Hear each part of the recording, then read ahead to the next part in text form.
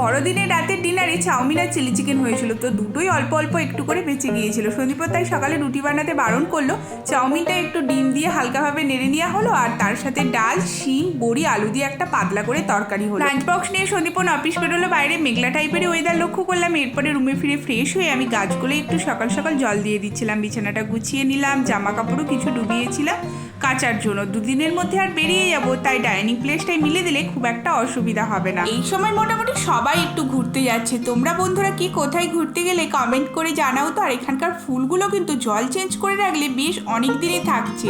বিকালবেলা আমি সবজি কাটতে কাটতে সন্দীপন অফিস থেকে ফিরে পড়েছিল। একটু সন্ধ্যেবেলা খাওয়ার জন্য শুকনো কড়াই বাদাম ভাজলাম, আর চা বিস্কুট সাথে ছিল। ইভিনিং ওয়াকে বেরোলাম। ফিরেই জামা কাপড়গুলো সব গুছিয়ে রাখছিলাম, পাট করে আমি দিচ্ছিলাম। ও সবটা দেখছিলাম কতটা কি ভার হলো। যাই হোক, অল্পই ভার হয়েছে, অল্প দিনের জন্যই যাচ্ছি। রাতে বিনস ডিম দিয়ে একটা তরকারি হলো, আর গরম গরম রুটি হলো। ওটাই ডিনার হলো। টাটা।